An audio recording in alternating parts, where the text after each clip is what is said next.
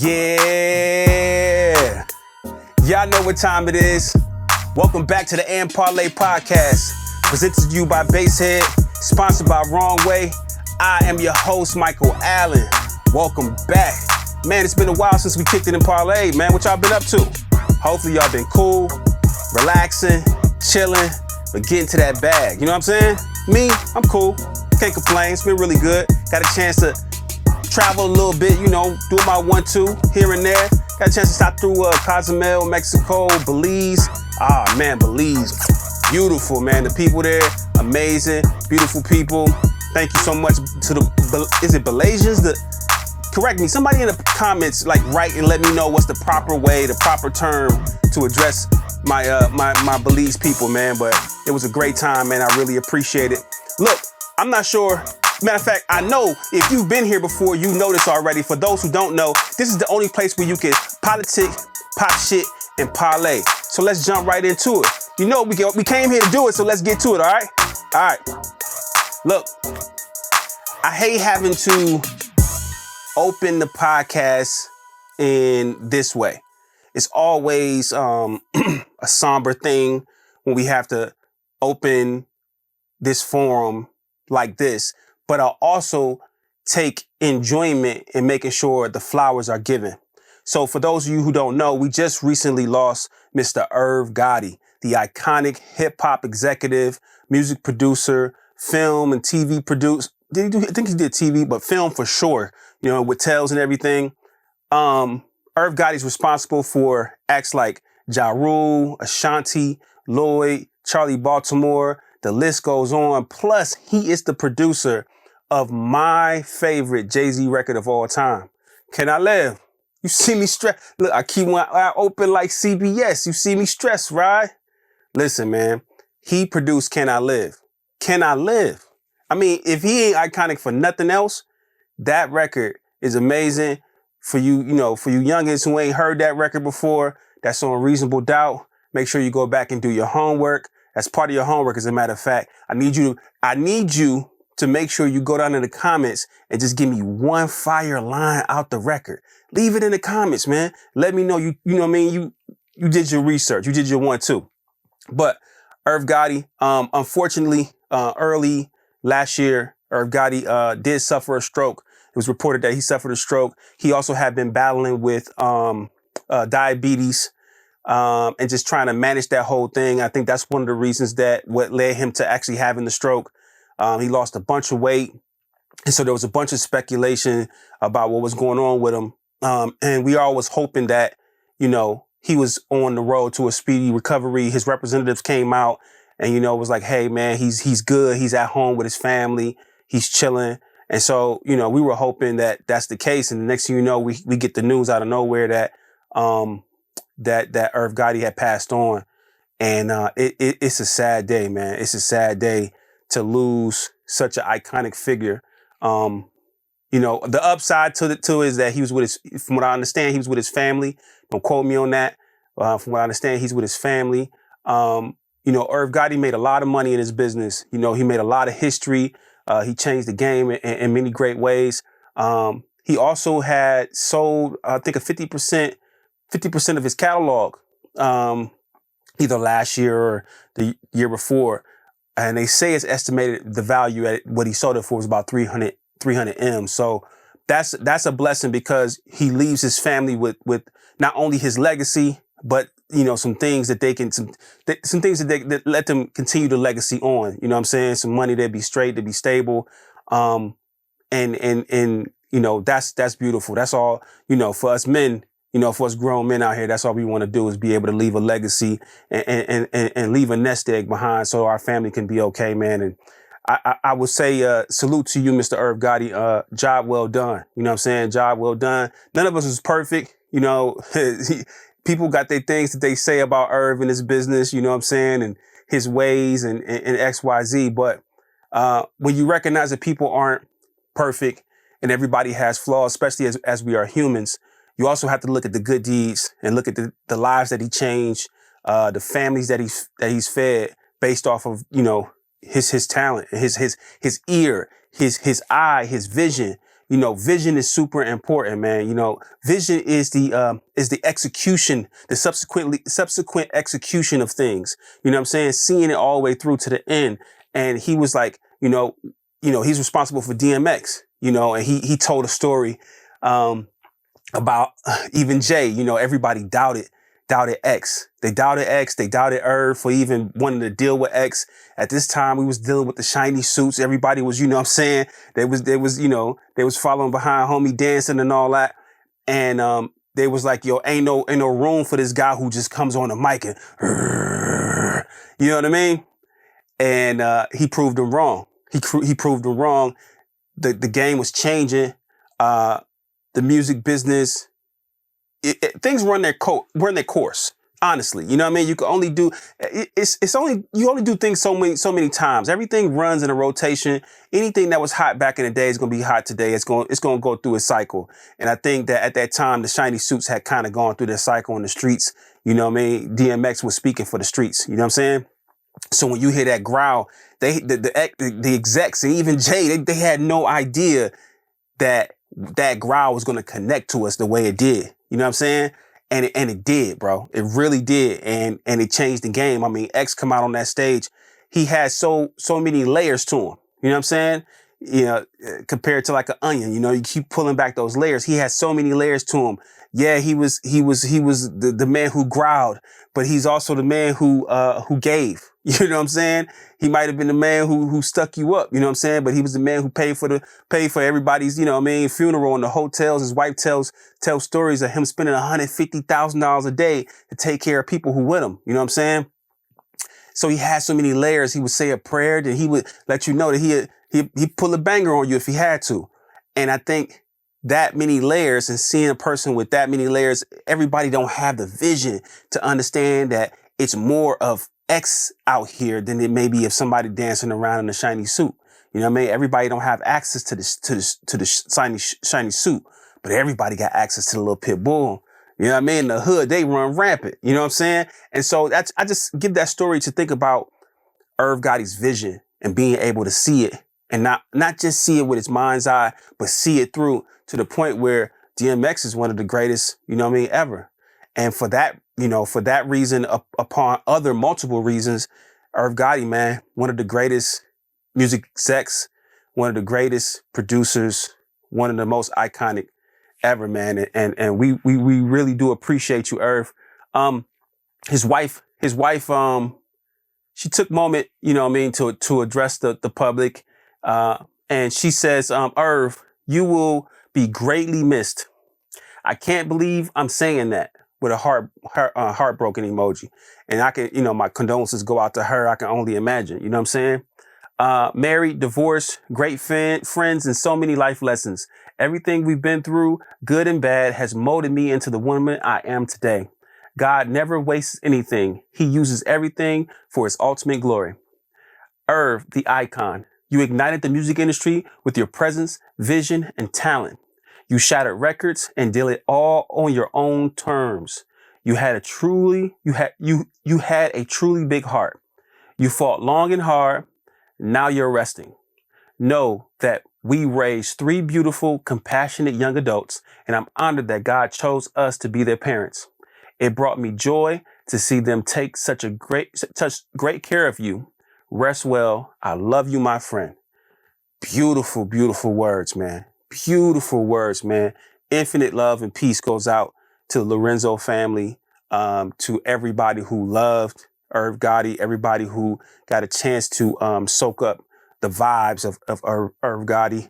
We had Russell Simmons, we had Fat Joe, and that's just to name a few. Of course, Ja Rule, he put up a broken heart emoji. You know what I'm saying? And so we want to salute Irv Gotti, and we want to send all of our infinite energy and love and prayers to the family. You know what I'm saying? Definitely to the family.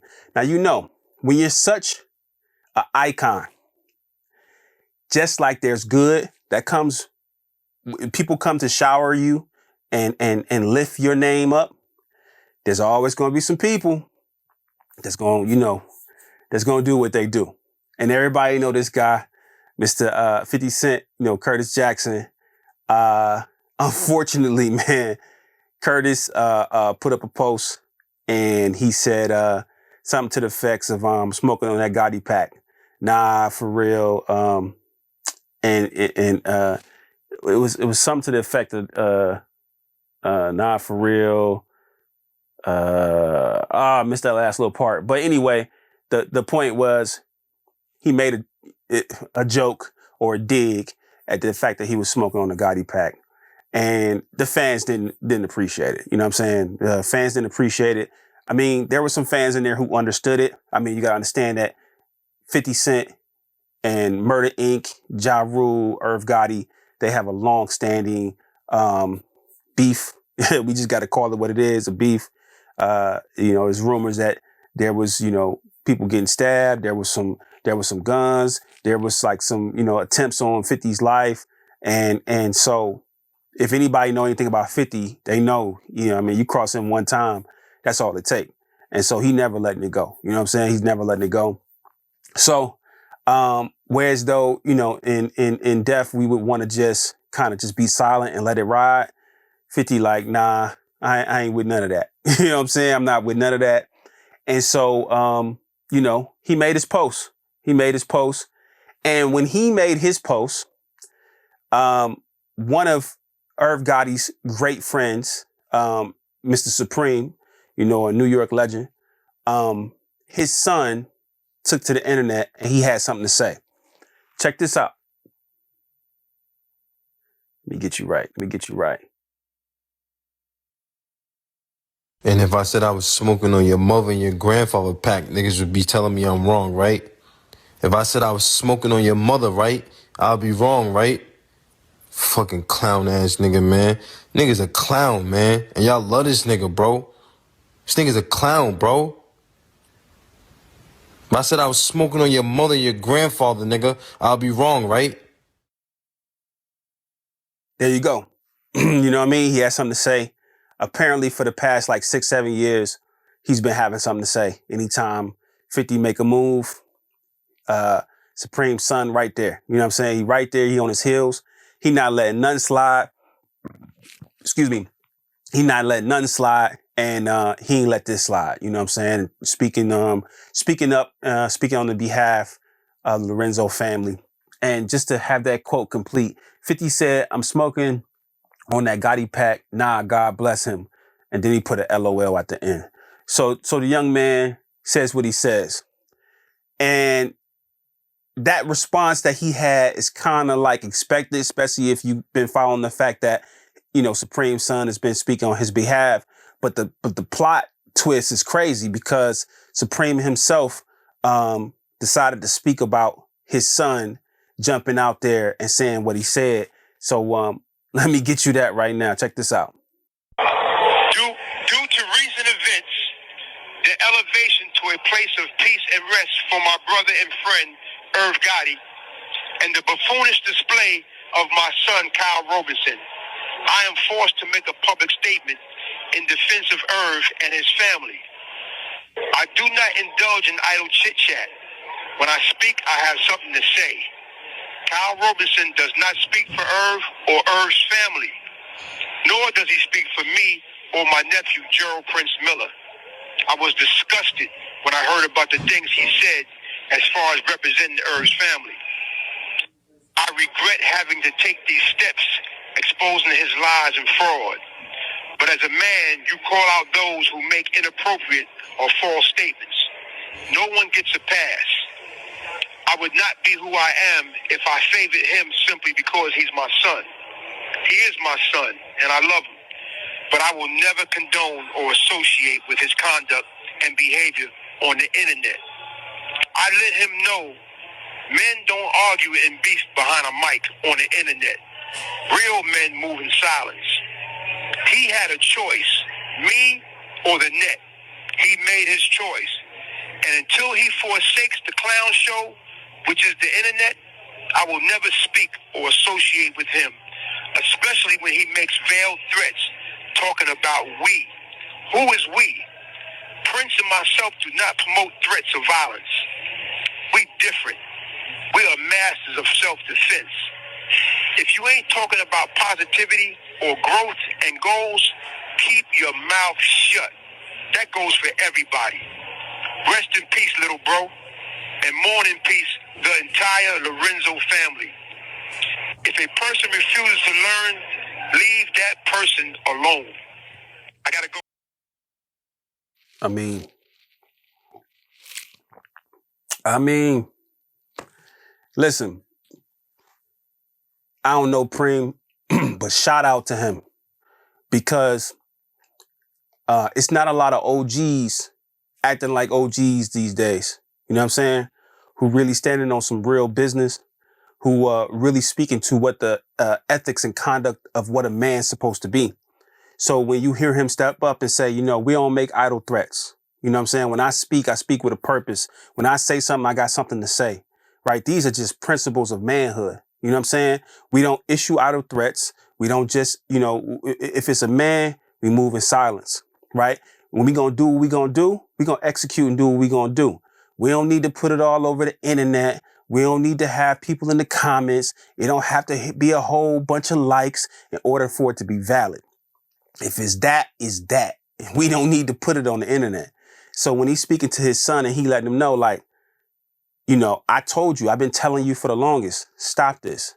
Stop jumping out the window. Stop doing this. And see, also what his son don't realize is when you're doing that, you are continuously creating an environment that's potentially dangerous for yourself, for your mom, for your friends, for your dad, you know, behind the walls, the whole nine. Because the person who knows what you're saying, they're listening. 50 know what's going on. 50 hear everything. It's like people in the industry talk about Jay. Jay hears everything. 50 hears everything. So if he hearing it, when he see you, it's on site.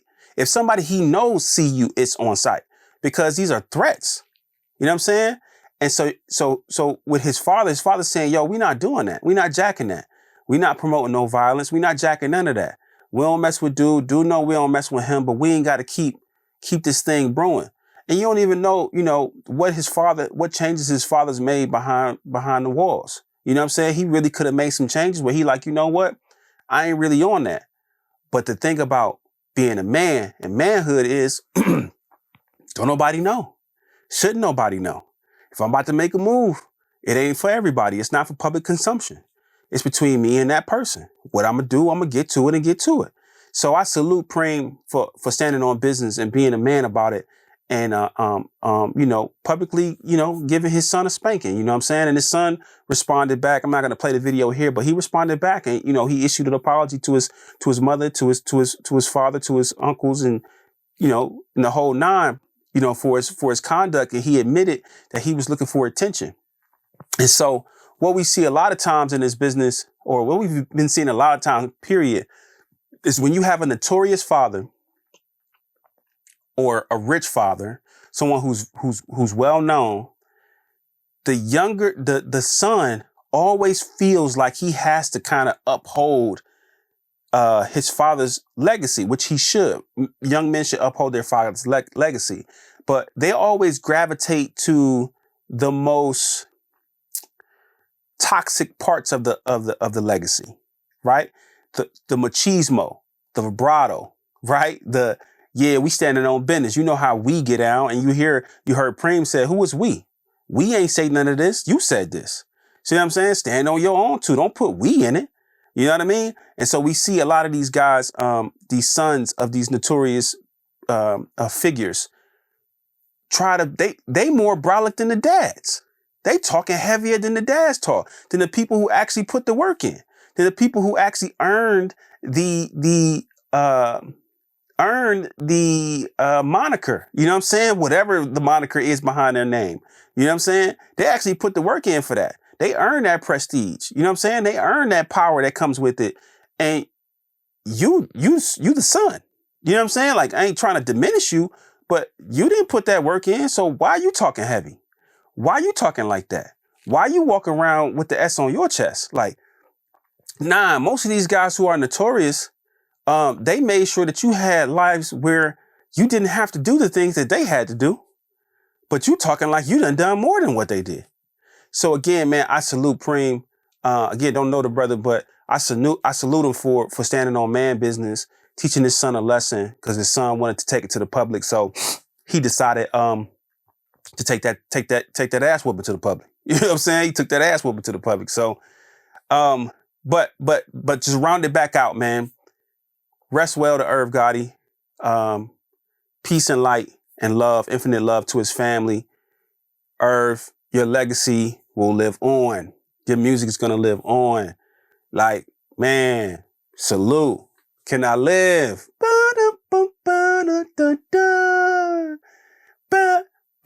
Boy, that record's so crazy. All right, look. While I'm on records, while I'm talking about records that have an impact, that you know, some of my favorite records. Once upon a time, it was in chains. They not like us. They not like us. 5 times. Everybody put that 5 up. Hey, man, do me a favor. Go in the comments, put that 5 up, man. Put that 5 up, man. 5-time Grammy winning Kendrick Lamar, man. Come on now. Bravo. Bravo. Yeah. Everybody know. I know y'all know by now, man. We just had the Grammys and Kendrick walked away with 5 of them things, man. Come on, man. Listen, it's official. Not Like Us is the best diss record in history. That don't mean it can't change. But I don't know of any other diss record that has, that has won 5 Grammys. Not only did he win 5 Grammys, one of those Grammys was the Grammy that actually is meant for songwriters. So he won a songwriter Grammy for Not Like Us. That means that the Academy and his peers recognized his pen. The battle was so ill, his bars were so crazy, his storytelling was so immaculate, the bop was bopping, that he won Record of the Year. Like, bro, listen to me, man. Best diss record in history. I'm not arguing with you. Take it up with your homeboys. Talk to somebody else. I'm not arguing with you. And I love Ether. I love, the diss record No Vaseline. I gotta make sure I word that properly because I know how y'all immature. Y'all immature. Grow up. Anyway, you know what I'm saying? That record's an amazing diss record. Hit 'em Up, an amazing diss record. You know, I wish my guy Shogun K was here because Shogun K would definitely argue with me for Hit 'em Up. You know what I'm saying? Because he loved the energy, he loved the veracity that comes off of Hit 'em Up, and I do too. But anytime that you have a diss record that wins 5 Grammys, you got the artist that you dissed suing the label. You know what I'm saying? He's on tour in Australia. He walks out. We talking about Drakeana. He walks out with a hoodie on that's got bullet holes in the back of it and smoke coming out. You know what I'm saying? Talking about he's still alive. Wait a minute. You won. According to you, the fans, everybody. Nah. You got to come outside. You ain't gonna be able to run from this one. Can you just open his mouth? Somebody hand him a Grammy right now. They did. They gave him 5. And the illest part is not only did he win the Grammy, when the man went up on stage to accept his Grammy, they played Not Like Us. And a crowd of his peers said, A minor. Yo, anytime you got the whole Grammy joint screaming A minor, listen, I said this early on. I don't know Drake either. I don't know them personally. What I do know is that when you have that many people be walking and see walking on your grave, not really grave, because he Drake, he ain't dead. Let's keep it. He's still, the numbers say he's still number 1. He's the highest streamed XYZ. This is all, just keep it funky. He's a pop star.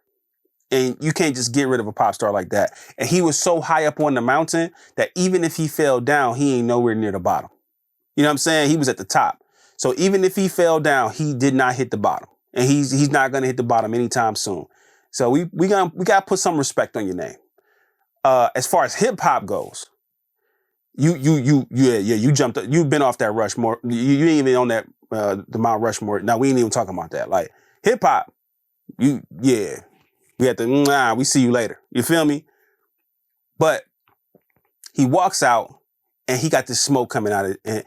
And to me, you ain't got to keep trying to prove to us that you alive. We know you, bro. We see you. You good. You straight. You just got to stop doing the sucker shit, man. Drake's, I said this before, Drake's sucker shit is what has propelled the record to the heights that it has. And I know we going to get a bar or something on some record soon from Drake talking about how Kendrick only won because I helped him. Woo, woo, woo. It's going to be one of them spins. But you did help. You did help. You didn't intentionally help. You just don't understand the ramifications of sucker shit. There is ramification for authenticity and sucker shit. See what I'm saying? When you do sucker shit highlights another person's authenticity. It's that simple. So you do the fake stuff, and when you do the fake stuff, those of us who have the third eye for the realness, we see the real one, and we go, "Oh, I'm rocking with him. That's the person I'm rocking with." Because I seen your fake stuff a mile away, and that's what you're doing, bro. You propelled the record because you can't just,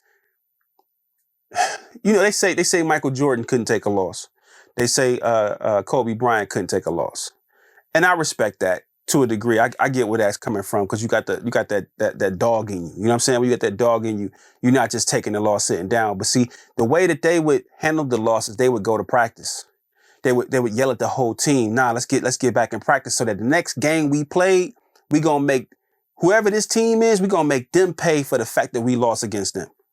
So Drake had an opportunity to do that, like to sit back and chill, go back, strategize the game plan, and come back and make the game pay for the loss. You know what I'm saying? Get it back in blood. You know what I'm saying? Metaphorically speaking. So, not like us, 5 times Grammy, best diss record in history. Argue with somebody else. Don't argue with me. All right, Beyonce wins Album of the Year for Cowboy Carter, and they is mad. They is mad that this woman won.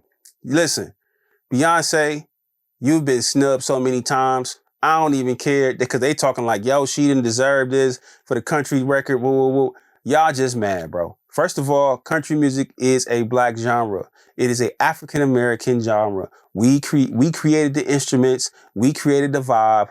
Y'all just happen to, you know what I'm saying, woo out the wham. She winning. Shabuzi them winning. We back in here and we doing our thing. Don't be mad, bro. It's okay. We make quality music. So she made quality music. Get off of it. Let it go. She won. You'll be all right. Get better. Go in the gym. Shoot a couple more free throws. And y'all be back in there. We ain't gonna have no Beyonce slander. We not gonna have no Beyonce slander. Cowboy Carter is it. She won a Grammy. She looked amazing. The family was out there. Jay was on his. Blue was out there supporting. She even had the bodyguard right there, and she did everybody said that looked like she was surprised was a fake look. You know what I mean? Some people saying Jay might have paid for that thing, but I remember Jay last year saying, "Hey, look, we wanna support y'all Grammys, but y'all keep playing with my wife. Basically, y'all keep playing with my family, so we ain't gonna be here." So anytime you see the Carters in the building, know somebody getting an award.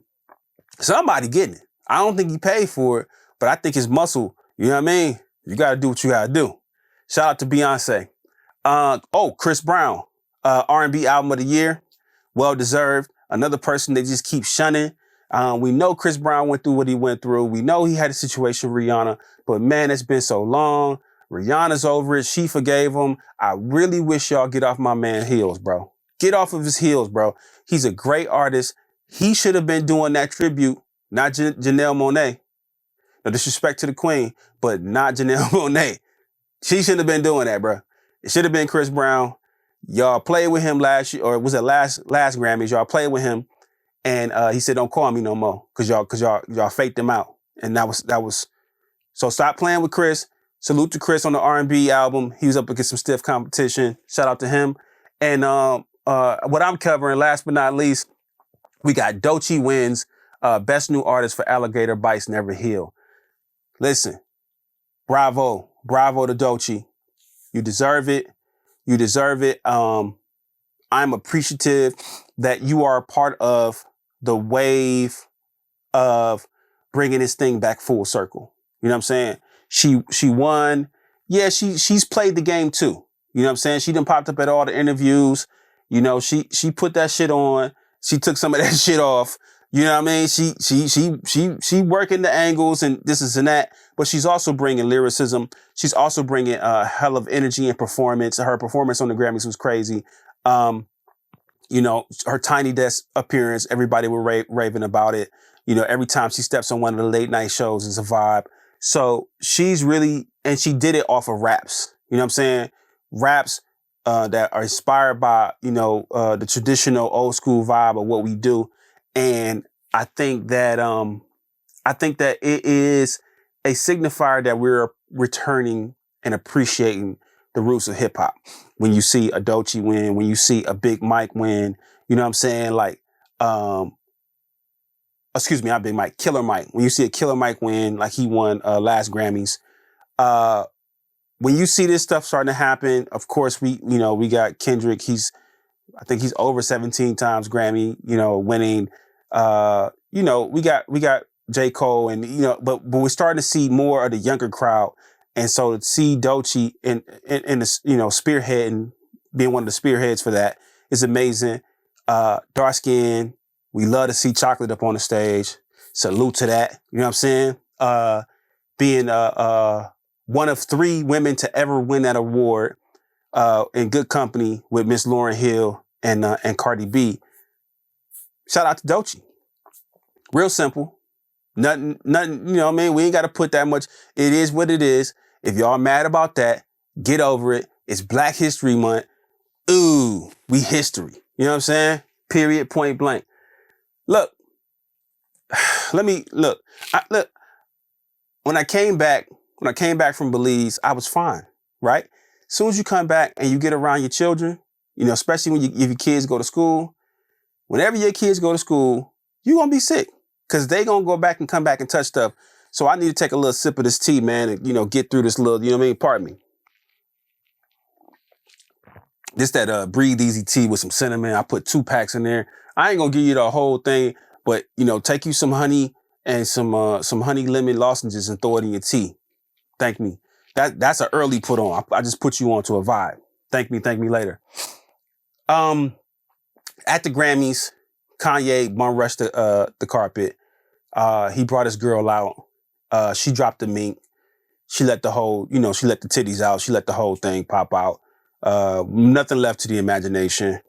Typical Kanye. And then he didn't even stay for the Grammys. Typical Kanye.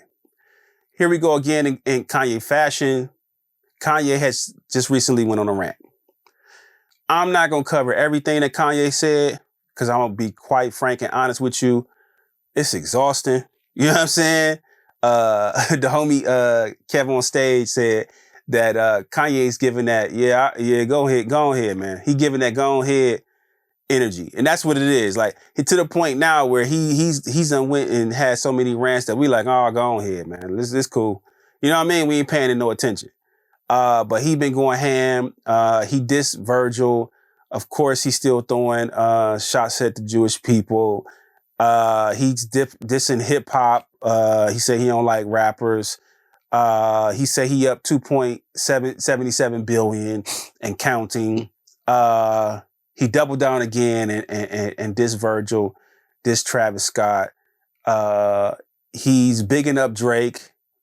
It's crazy. All of a sudden he glazing Drake. He was hating Drake and he's, you know, Lucian's, you know, I don't know, man. Like, it's crazy. And he did all this on X. A part of me just feels like he's testing the limits of free speech on that platform because what happened was apparently he got kicked off Instagram. They shut him down for a little bit. So he went over to X, formerly known as Twitter, and he just went on a tirade. Some people think it's manic. It possibly could be a manic, you know, outburst. I can read through some of the stuff and listen, to understand crazy, you got to be crazy. this is a little bit crazy in me. So I kind of can read through a little bit of it and see where he at. But some of that shit way too crazy, man. Some of that shit way too crazy. I'm not wasting too much energy on it. I don't recommend you waste too much energy on it as well. Go ahead, Kanye. You know, apparently he got an album on the way. So, you know, when Kanye got an album on the way, he got to generate some attention for himself. We going through the Grammy cycle. Everybody winning. Conversation's been about Kendrick Lamar and his Drake beef or whatever. Then we got, you know, Beyonce and Dolce. So it's a whole lot of attention being taken away from him. So I think he wants to kind of bring the light back over in his way. He did say he loves Ty Dolla $ign. He also released a collaboration T-shirt between him and Sean John. You know, he be having the clothes for like $20. And I appreciate the price point. I think the price point is amazing. But I'm going to be real with you. A lot of that shit don't look like it's got any thought in it. And I'll be saying that sometimes. I've been saying this for a while. Like, Kanye really does what the fuck he wants to do. And he proves that as long as his star power or his name is behind it, y'all will go out and buy any fucking thing. And so I've really been thinking for a long time, he just been giving y'all any fucking thing. Like anything. Like, yes, this is college dropout Kanye. This is Watch the Throne Kanye. This is, I mean, he got some amazing, he's made history. We never can step on that. But you just can't keep letting people give you bullshit. You know what I'm saying? Like, don't keep letting people do that. Don't get too wrapped up in this rant because it's all self-serving. As a matter of fact, that was one of the what do you call the, okay, look, hey, Alln, bring back Twitter because it was easy for me to say one of the tweets. What do I call X? One of the X's? One of the posts? Like one of the, I don't know. What are we saying, bro? Like, bring back just Twitter, man. Make it simple, dog. Anyway, so one of the tweets, he said, one of the tweets, he admitted that everything he does is self-serving. And you can read it through a bunch of the tweets. It's on his page. He don't plan on deleting it. I don't plan on reading everything. It's not going to happen. Kanye, go ahead, man. Just go ahead, bro. Please. And you know what? I'm glad we on Kanye right now because now I get to bring you into, I think this story has really flown under the radar. I think those who know. And I want to bring some light to this because this is something that many people in the music business, many of us in the music business, many writer friends, you know, I'm a songwriter as well. Many of my writer friends we have gone through. Many of my producer friends, I'm a producer as well, we have gone through. There is a young lady by the name of Victory Boyd. Victory Boyd was working with Kanye, right? She worked with Kanye on the album Jesus is King, right? Real quick on that. When he released that, see, a lot of y'all okay, let me reel it in. One thing I try not to do is I try not to talk about certain subjects and I really don't get into the whole religion bag. But I'll say this. Y'all better understand that everything is a business. Everything's not supposed to be a business, but everything is a business. And there is a music business that's associated, that there's a genre and a whole nother style of doing business when it comes to gospel music, right? And people play on your on your love. People play on your love for your supreme being. People play on your love for Jesus. People gonna make the t-shirt. People gonna make the record. They're gonna make the song because they understand that when you start to market towards people's religion, you are also messing with their emotions. And if I can get you emotional, then I can sell you a product. Even if I don't believe what I'm telling you, but I can sell you that product. I can get you to give me that tithe. I can get you to give me those, or you're supposed to pay tithes, like, you know, but I can get you to give me extra offering. You know what I'm saying? I can get you to sell some stuff. I can get you to give some stuff away. I can get you to donate all your time, all your money. I can get you to do whatever I need you to do because I'm playing with your emotions when it comes to your religion. So when Kanye did Jesus is King, I never bought it. And I don't mean necessarily buying the record. I didn't buy the intent behind why he was doing it. To me, it didn't seem genuine. And if you pay attention to the outcome of how everything came to fruition, I might have been right. I'm not proud that I'm right, but I might have been right. So anyway, Victory Boy worked on Jesus is King. She wrote a lot of records for Jesus is King. She wrote a lot of records on Jesus is King. And she has an incredible story because her work was stolen. And I want to play this for you and let her tell you. Now, it's quite lengthy, so we're going to go through and stop and talk about a few of these things. But I really want to bring some acknowledgement to Victory Boy. She's a great songwriter, singer, and I just want you guys to check this out. Listen here. Suing some of the largest names in music, and here's the story of how come. In 2019, I moved to a cabin in the mountains of Cody, Wyoming on a whim to write music for Ye. I wrote probably 100 songs, and maybe 5 of them have seen the light of day. I gave my very best effort to every individual. Wait a minute. She wrote 100 songs, and only 5 of them seen the light of day. You know how much writing you got to do to write 100 songs? That's at least 2 verses and a hook, pre-hook, a song. Man, let's keep going. Word, line, and cadence, sometimes spending hours crafting just one line. After a certain point of seeing my carefully crafted work be scrapped and truncated, I decided that I no longer am writing songs for Ye, but rather I'm writing songs for Jesus. I even climbed to the top of this rock and spent a day writing a song to the Lord. With all the same effort and meticulous attention to detail that I put towards creating work that would be pleasing to Ye, I decided to switch my focal point and apply the same effort towards creating works of art that would be pleasing to my Lord Jesus. And once I did that, suddenly I had assurance that my work was not in vain. And even if another soul never heard what I created, I knew that God did, and that He treasured each and every word that I wrote for Him. Now, that's beautiful. First and foremost, that sentiment, whether you are religious or not, when you get to the point where you realize that what you're writing is your connection, right? And it is my belief that God shows itself in everything through the vibrations, through the music, through the way it connects. And so when you get to the point where you create, knowing that you were created to create, and that becomes good enough, whoo, you are on a different plane. You're on a different level. So she just went do do do do do do. Let's keep going. I wrote a couple versions of a song called Future Bounce.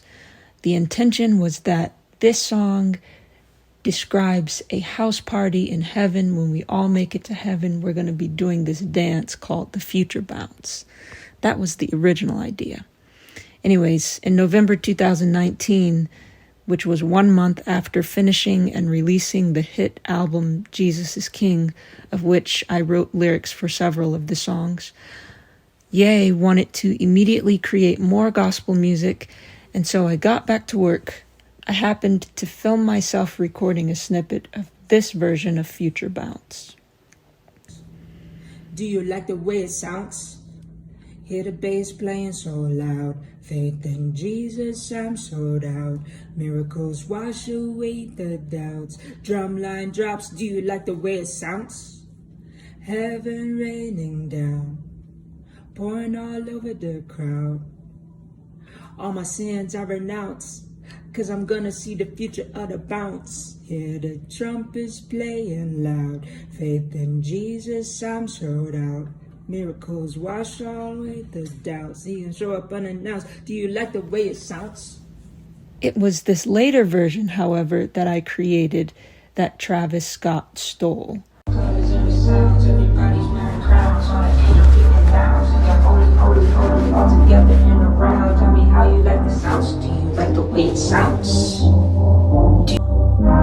I can see the future is looking like we level through the sky.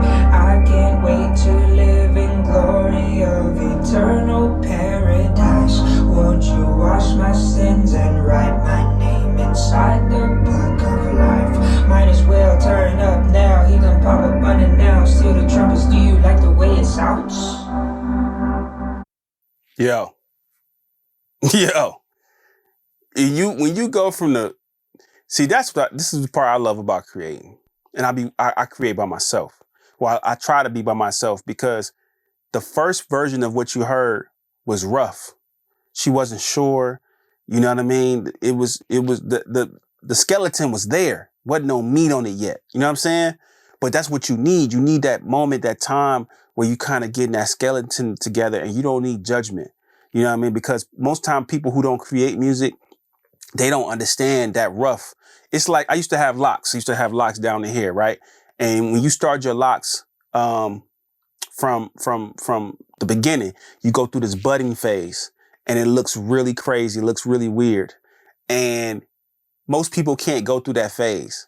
What having locks teaches you is it teaches you acceptance of self. It teaches you patience, right? It's a whole life lesson. And most people just want to get to the locks. They just want to have the hairstyle. Same thing applies when they listen to music. Most people just want to get to the end. They don't understand the metastasizing, the kneading of the bread, and you know what I mean? The chopping of the vegetables, like the seasoning. They don't understand that, it's too salty. Let me make a new, like they don't get that, right? So when we're creating, you're going through this rough stage, you're going through this ugly phase so that you can create something beautiful. And then she come back, pop up unannounced and done, you like the way it sound? Like that made it, that feel, you know what I mean? Woo! Let's keep going. Down payment all in my account. Gonna wear the crown. Holy Ghost falling on the crowds. We gon' see him coming in the clouds.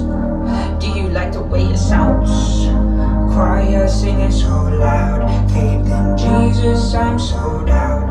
Miracles wash away the doubts. Drumline drops. Do you like the way it sounds? I use the term stolen because this is how the dictionary defines the word. Take another's property without permission or legal Suddenly, right. 4 years after creating it, I find a distorted version of my work in a song called Telekinesis. 3 times in this song, Travis Scott repeats the chorus that I wrote. I can see the future. I can't wait to live in glory and eternal justice.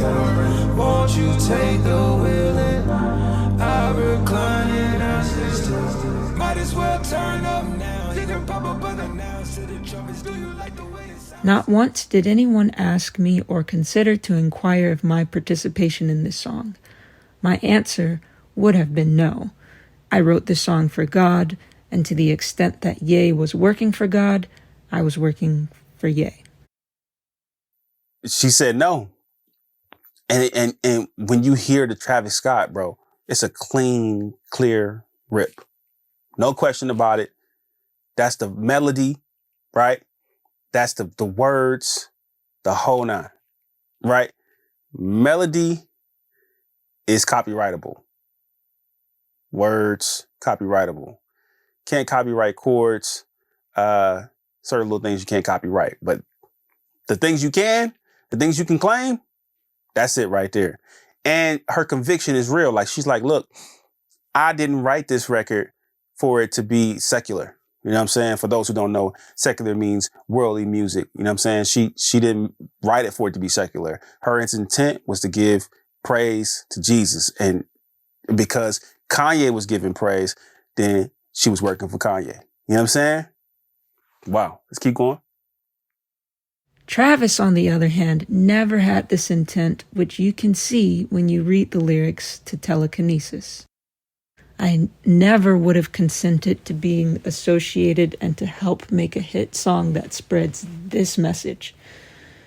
So they had to steal my work if they wanted to use it, because permission simply would not have been granted. Included in my lawsuit is also Swiss watch company Audemars Piguet, because while they did ask me for permission to use my work in their brand partnership with Travis Scott, I told them no. And in December of 2023, they published my work in collaboration with Travis Scott in a major commercial campaign anyway. A multi-million-dollar partnership. Again, let's go back to the definition of stealing.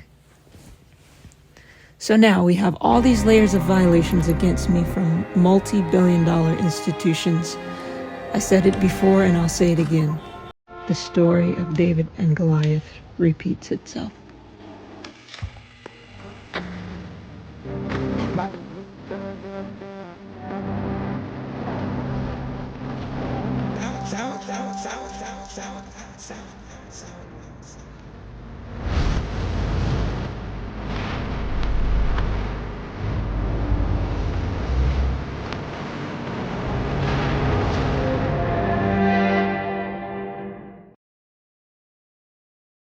I mean, listen, y'all. That's crazy. It's crazy. It's crazy. Like, it's a direct rip. It's clear. And then he put that, I mean, the song is going. And when he put that Travis on there, y'all know, and y'all know that Travis, when he do them effects and that, you know what I mean? He put that Travis on there, that thing going. Then make let it sound, then let it bounce. Like, that joint going. And she got a case. So I'm gonna be real with you. I hope she win. You know what I'm saying? I hope that she wins and she walks away with everything she deserves. I think just speculating, just, you know, my thought process. I think Kanye had something to do with it. I think Kanye might have produced on it. I think Travis might have, you know, produced on it. I think that wasn't a Kanye hard drive. And because Kanye and Travis got such a relationship, that was like, hey, here, take that type of vibe. You know what I'm saying? And so because Kanye gave it to him, it might be a situation where he's like, you know what? I didn't steal it. I didn't take it. She's credited on the album, her name, you know what I mean? But I don't think there's been no compensation. I don't think that she signed off on it. You know what I'm saying? And you do need the permission. You know what I'm saying? So I just wanted to shine a light on it because far too often in the music business, people decide that they just gonna do what they try to little bro you. They act like they can just do what they want to do. You know what I'm saying? I'm the bigger name. I'm the bigger producer. I'm the bigger writer. I'm the biggest exec. I can do what I want to do. There is an underbelly to this business that a lot of people aren't privy to, or they're privy to it. They just don't care. You know what I'm saying? And so whenever we have the opportunity to expose these type of things, we should spread the message. You know, you got to be vigilant. You know what I'm talking about. You got to be aware. I was about to try to pronounce it again and say it again, but sometimes you just got to let it go. Like, if you don't got the word right now, just let it go, man. Ain't no point in holding on to it. You dig? So, vigilant. Sometimes you have to be vigilant. But I wanted to expose it because also I look at it like that's a black man on a black woman. You know what I'm saying? We should be helping each other out. We shouldn't be, undercutting each other. We should respect what's going on. I get it. It's a fire record. Sometimes, most times, the records be so fire that people just can't contain themselves because when you got that heat rock, you know what it's about to do. You know what impact it's going to have. The crowd that was singing this song, man, thousands of people in that concert. And that's a high. You know what I'm saying? That's like, that's like your drug of choice. You know what I'm saying? But that drug, that high of being in those lights and having those people idolize you and praise you and sing your song. Well, it wasn't your song, but you get what I'm saying. They think it's your song. Sometimes most times that allure is much strong. It has much more of a stronghold on you than the morality of recognizing, you know what, let me respect this other person's art. So for Victory Boy, we need to spread this so that she can get compensated properly, so that she's able to do with her music what she will. You know what I'm saying? And in her case, she's trying to do God's will. You know what I mean? Guess who's back? Guess who's back? You thought I was going to say Jay? No. The Wu-Tang Clan is back. I'm talking about the full Wu-Tang Clan with all the living members. They are back. They are set to drop a new album that should be out April 12th. April 12th. They have officially announced the long-awaited return with the album is called Black Samson, the Bastard Swordsman. These names be ill. They always come, you know what I mean? They always come up with the illest names. So this is from the Wu-Tang, the Saga Continues collection. It will be the first full-length album in 10 years. 10 years. The project, again, is set to drop April 12th. It will be all the living members. It will be a 12-track LP, entirely produced by longtime Wu-Tang affiliate Mathematics, which is different. You know what I'm saying? Usually these records get produced by RZA, but they say RZA is going to be he's not going to be on the production, but he's definitely going to be a feature artist because he is part of the Wu-Tang Clan. Excuse me. So, shout out to the Wu-Tang. Can't wait to hear it. April 12th. Wu-Tang is back, baby. You know what I'm saying? How you do it? The Wu is back, baby. You know what I'm saying? The Wu is back. I think the other one, that's like the Bird Gang. No disrespect. I ain't trying to, you know what I mean? Like, I ain't really with that. I just, the Wu, you know what I mean? Wu-Tang is back. Excited to hear what you guys got going on. My favorite Wu-Tang member? Who's your favorite Wu-Tang member? Do me a favor, put it in the comments. Let me know who your favorite Wu-Tang member is. My favorite Wu-Tang member, of course, I got two. It's Method Man, Ghostface Killer. Method Man, Ghostface Killer. To me, it's just a no-brainer. You know what I mean? But let me know what yours is, man. So I'm excited to hear that, man. Look, we finally made it to that part of the show where it's called Take Two. Take Two is where I scour the internet. I find the dopest clips, whether I agree or disagree with the clip. I play it. I give you my take on it. And this week's clip comes from Instagram. And let me get the names correctly. It's a clip by the Metal Messiah and Only Scorch. And it came off of Instagram.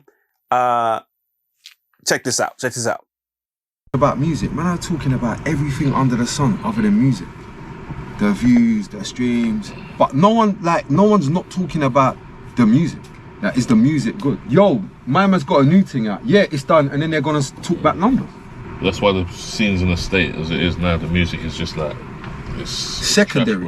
Yeah, it's numbers. Oh, bro, my man's got a new thing. It's blowing up on. Not like, yo, did you hear this? You hear the quality. You hear what my man said? Did you hear the production? Oi, you see my man's thing? 3 million views, 1 hour. Mad. He's the goal.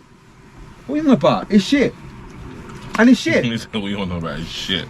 It's shit, like, it's not even good.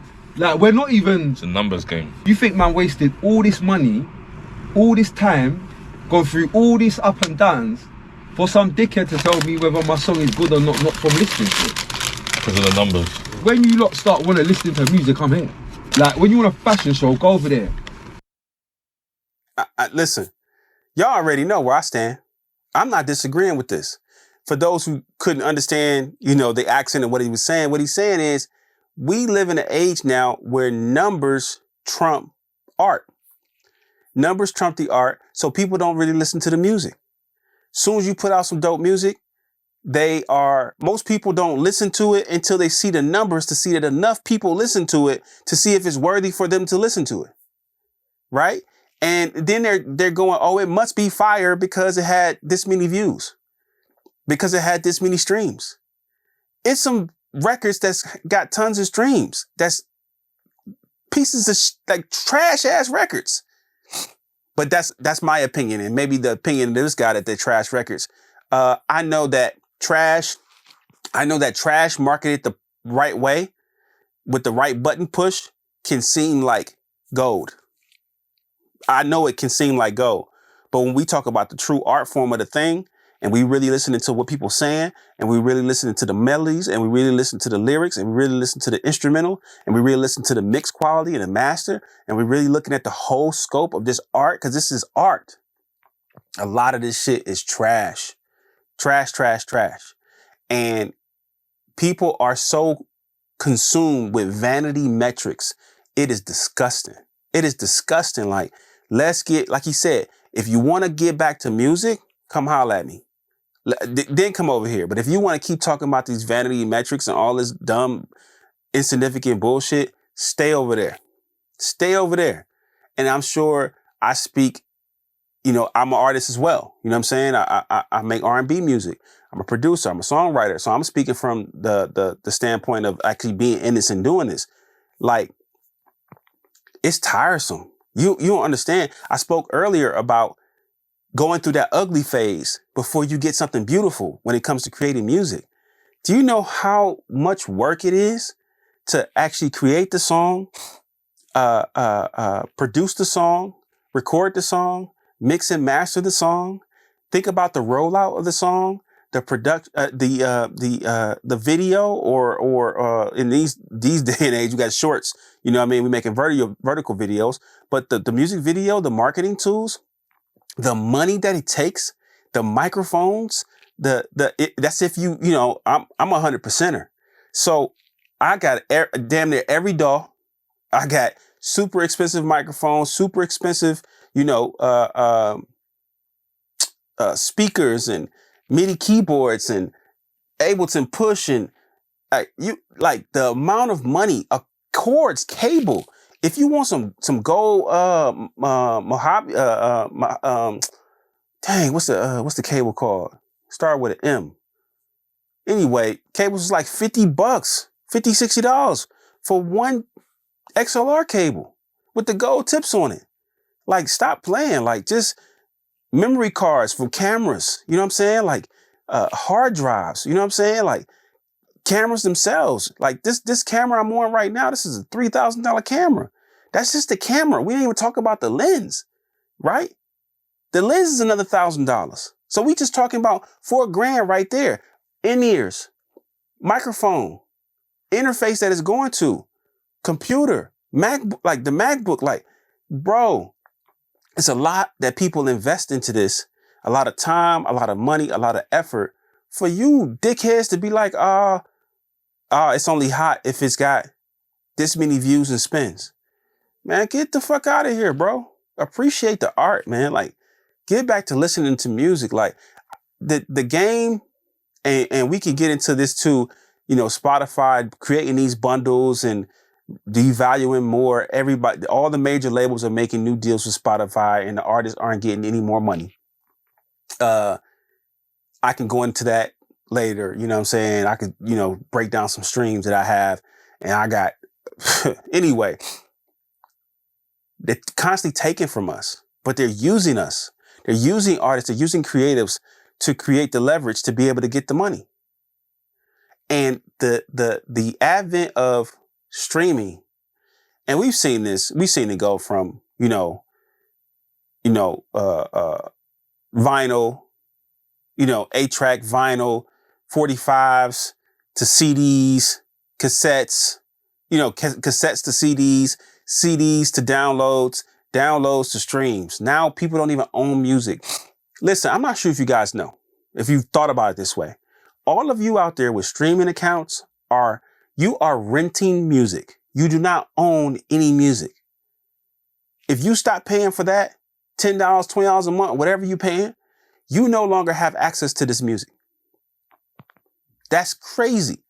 And I think that has brought down the value in the minds of people of music, because when you had to actually go buy vinyl, or actually had the CD books, right?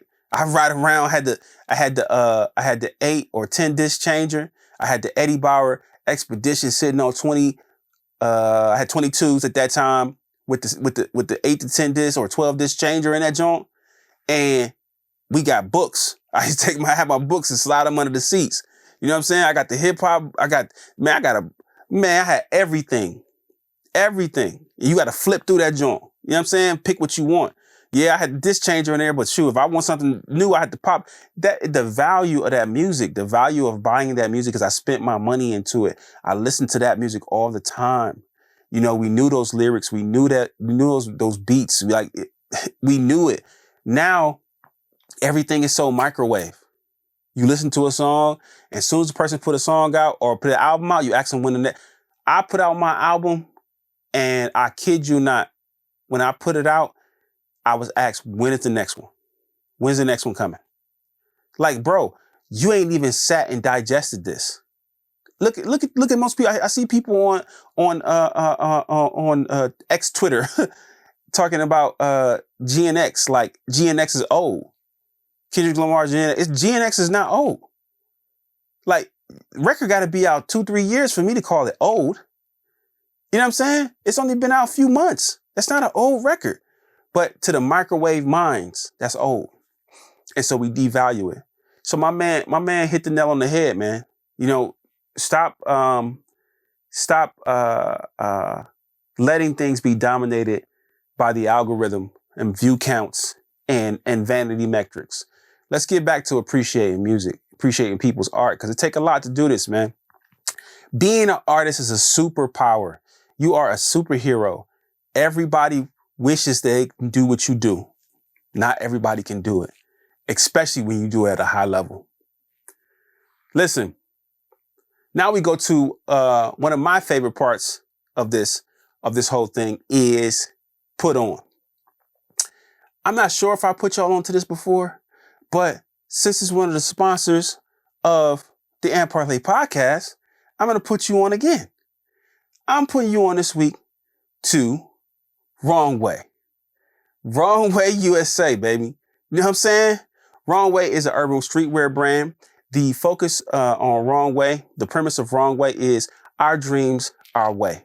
Many times in life, people want to dictate to you which way you should go. And they tell you the way that you are going is the wrong way to go. Well, Wrong Way says, if your way is the wrong way, follow your own intuition, your dreams, your way. Our dreams, our way. Go your way with Wrong Way. Plenty of dope hoodies, t-shirts, hats, coats, socks. The whole nine is available on wrongwayusa.com. Listen, not only do Wrong Way have stuff for the adults, Wrong Way has also created a children's line called Kid Wow. Kid Wow, Dream in Color. It influences kids to dream out loud, to dream in color, to not just let it be in their mind, but to be out in the world, to bring it to the forefront. Plenty of dope tees, hoodies, jackets, the whole nine, specifically made to inspire our children. Come on, man. You can't lose with Wrong Way. Wrong Way and Kid Wow, you need to get yours today. Consider yourself put on. I'm putting you on. I came to give you something, and I'm giving it to you. I'm giving you Wrong Way USA and the kids brand, Kid Wow. Come on, man. It don't get no better. It don't get no better. Look, this has been another successful episode of the AndParlay Podcast, brought to you by Basshead, sponsored by Wrong Way, and I have been your host, Michael Alln. Thank you so much for coming through and parlaying with me, man. I really appreciate it. I can't wait to see you back here next time so we can do what? Politic, pop shit, and parlay. Look, I'll catch up with you soon, all right? Yo.